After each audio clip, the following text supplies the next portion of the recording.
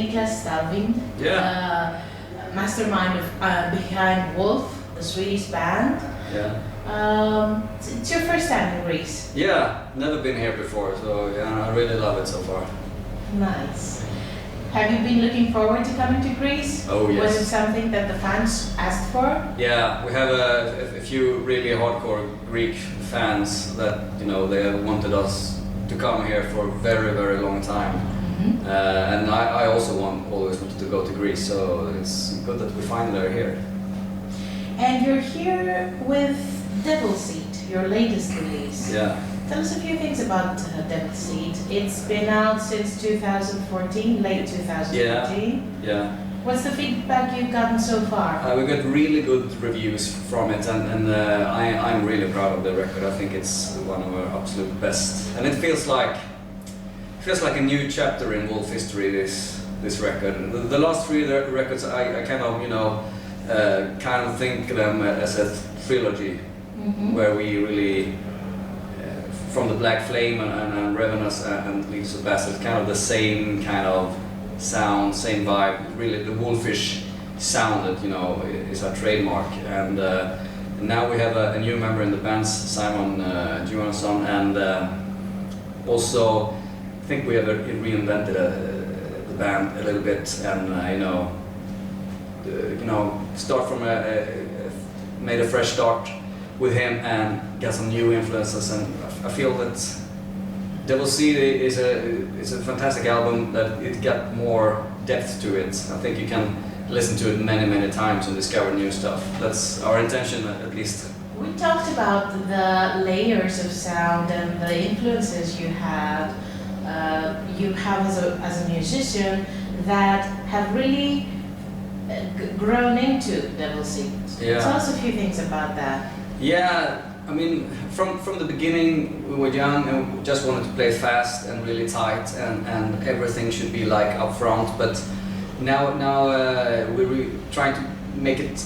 I mean, still have the energy, but make it more interesting and have many layers of sounds that more depth to the whole sound. Has more depth to it than it has been before. It creates atmosphere, images, and it has to do with what you enjoy listening, doesn't it? Yeah, I mean, I really like the old stuff, the heavy metal stuff, but also I was brought up listening to a lot of surf music stuff, instrumental Kyttaro that my dad listened to, like the Shadows and the Ventures, and I can, through Wolf history, there's been a little bit of that influence in the music, but I think more on the Devil Seed, and also I think my guitar playing has become more and more influenced by that kind of instrumental rock music that I grew up listening to when I was a kid. Before I knew there was heavy metal, that's what I listened to, and you can hear it in some places. What about the style you sing to?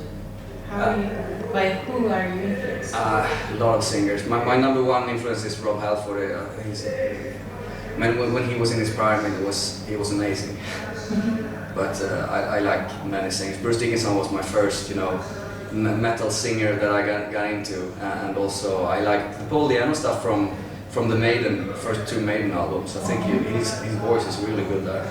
And also, I mean, I like singers like Blackie Lawless, also, but I can't, and Ronnie James Dio. It's nothing that I like a lot of singers, but my voice sounds so different to I couldn't, replicate that, because my voice is very weird. It sounds the way it sounds, like. It has a unique color. It has a unique color, and I have to work with what I got. So I never been into trying to sing like you should sing as a heavy metal singer. So I think I have my own style and my own voice, and it's because I can't sing like. However, there is a song in Devil Seed that your voice sounds really Halfordish, Killing Floor. Okay, it's really priestly sounding. That's good. I take that as a compliment. It was meant as well. Yeah. I mean, some of Halford stuff is, you can really hear that in my voice, the way I sing. And there's also some similarities with Bruce Dickinson in my vocal technique, but my voice sounds very different. But I mean, and also I listen to Actually, one of my favorite singers was Demis Roussos. Really? Yeah. He passed away. Yeah, recently. it's sad to hear that, but he's been one of my favorite singers, and that's because I was listening to the album Forever and Ever, when I was a kid.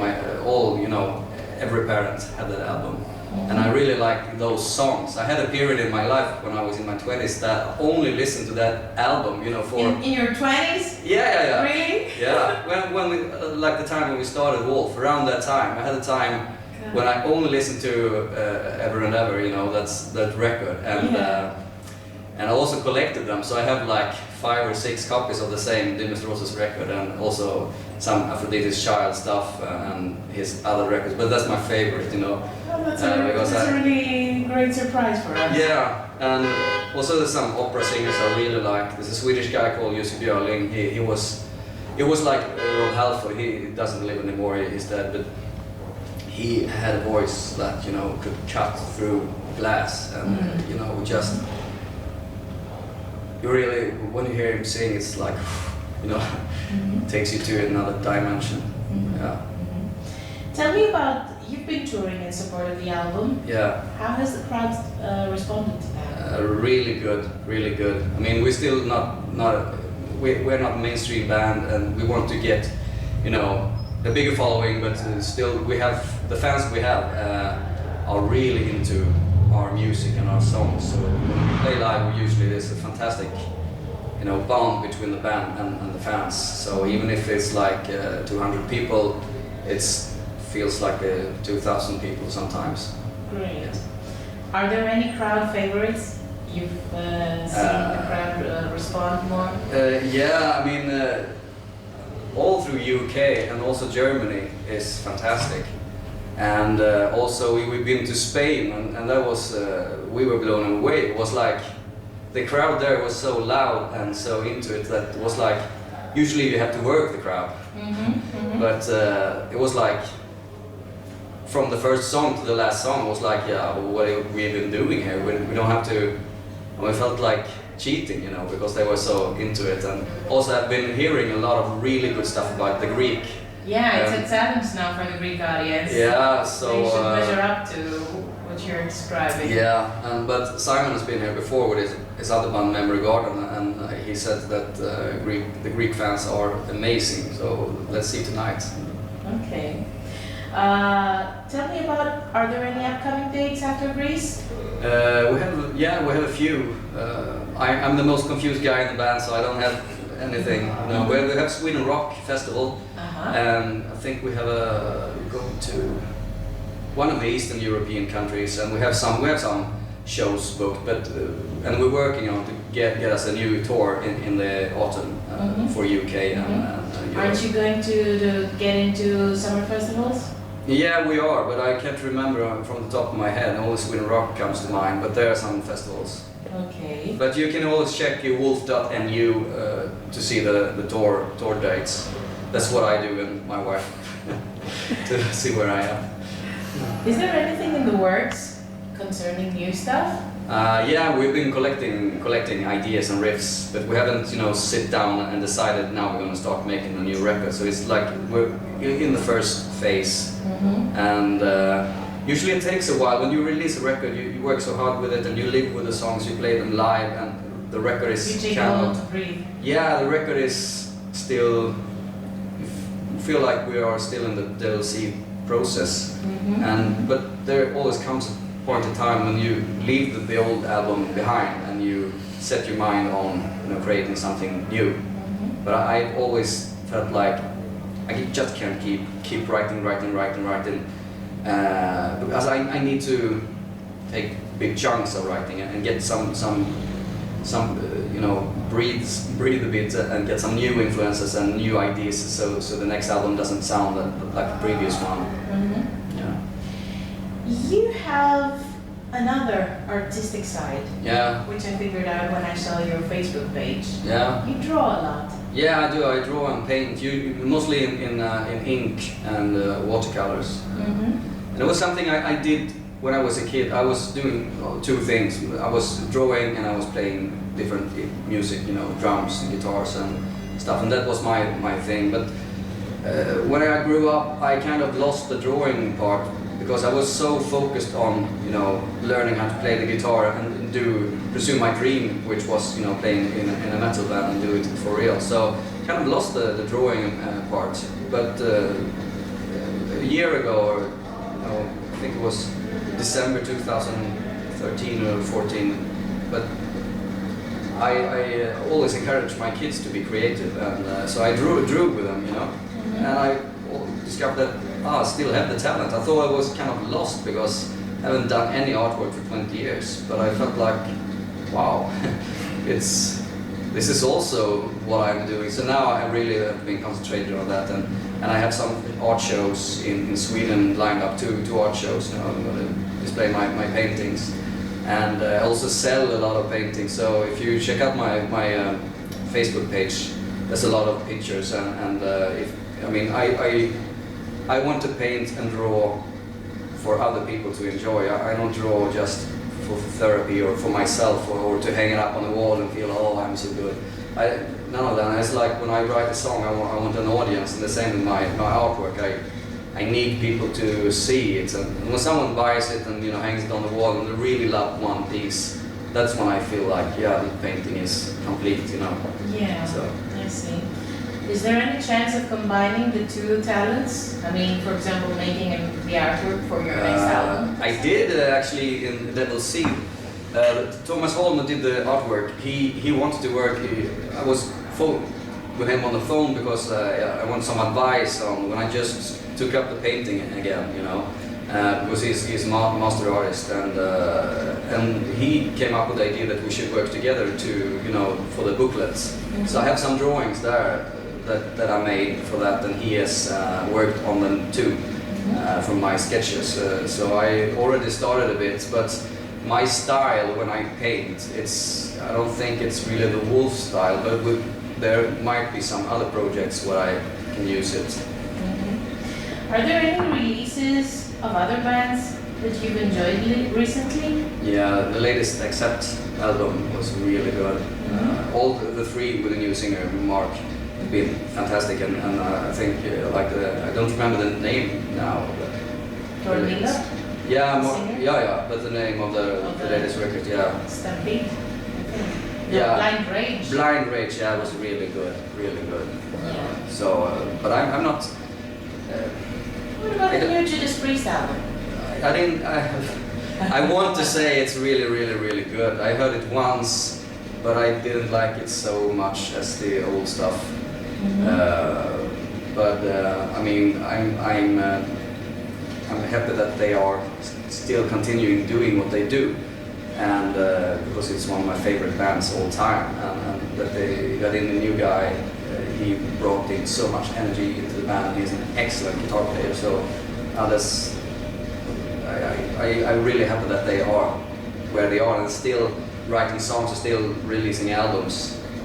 But of course, I'm 41 years old, and I started listening to them, you know, when I was a kid. So those albums that I grew up... Actually turned 40 as Judas Priest on this album. Yeah. Yeah. So I mean, for me, when it comes to bands like Iron Maiden and Judas Priest, Merciful Fate stuff, it's going to be hard for them to compete with the albums that I listened to when I grew up, because they're more sentimental. Yeah, then shape your whole, you know, life. Yeah. So, okay. But yeah. Do you think that they're old, as we said, and their careers are actually completing in a few years? Do you think that there are bands who can follow them and be leaders of the metal scene? Yeah, I hope Wolf is one of those bands, you know, to pick up for after those bands. I mean, Iron Maiden, we've always felt like, and we got a lot of critique that we were just playing some old stuff, you know, we weren't creating a new genre. Yeah, genre, but for us, we always felt like we want to step into this tradition of metal and preserve it and take that, you know, kind of metal and, you know, take it somewhere else, but still, it's the kind of music that we want. So that's what we like to listen to, what we like to play, and we can develop it, but we will always be true to the roots of heavy metal. So I hope that Wolf is one of the bands that take, you know, after Iron Maiden and Judas Priest and the big names when they really retired for real, that we are, you know, one of the bands that can pick up. Which one of the Wolf albums is your favorite? Right now it's Devil's Seed, but and it always is. But I think it's going to be my favorite for a long time because the quality of the music feels like it's, as I said, it has more depth to it and more meaning to me. But from the older albums, I think right now my favorite is Black Flame, actually. So, How come? It was Black Flame was a special album for me because that's when I really started to take the songwriting to the next level, and then that's when the old drummer left, and I felt like I could step in and take more songwriting responsibility, and I had the other guys in the band kind of let me do it. So I wrote, that's the first album that I really wrote songs. Some of them I wrote completely solo, and some with a bass player, and some, you know, it was only one song that we wrote the band all together. And that's when I felt like we really discovered the Wolf sound. And also I think it's a great album because it has so much energy, and I was very, very energetic at the time. I remember that, you know, we were in, you know, so creative, and it was a great time. Is it, I'm not completely sure if my facts are straight, but you were created in 1995. Yeah. So 2015 is 20 years anniversary, yeah. Yeah. Are you planning anything like that? Yeah, we're actually planning on releasing a beer, a Wolf beer. Oh. Yeah. Aside from the absinthe? Yeah, we have the absinthe, and we also have a hot sauce that is extremely, extremely hot. But now we got some problems with the delivery, so we will maybe try to make another hot sauce. But the absinthe is really cool. It's something we're really proud of. It's a top-notch product. It's very, very, very high quality. It's like one of the best absinthes in the world. You can't get any more quality, you know, in an absinthe. Really? Yeah. And how does it do commercially?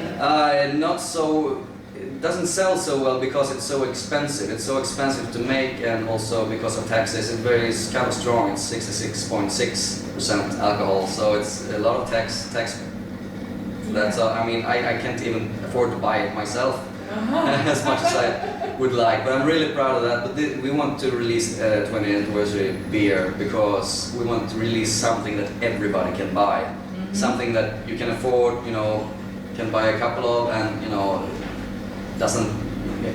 don't have to buy it and be really, oh, I can't use it, I must collect it and so have it on the shelf. You know, beer is more like, yeah, have a good time, and you know. Can we get our hands on any of your products through your page or something? Yeah, there's these kind of products. I don't know about the beer, but I think that you can order it from Sweden. But I'm not sure. We're in the works of the beer. But the absinthe you can order from Metalzone.gr.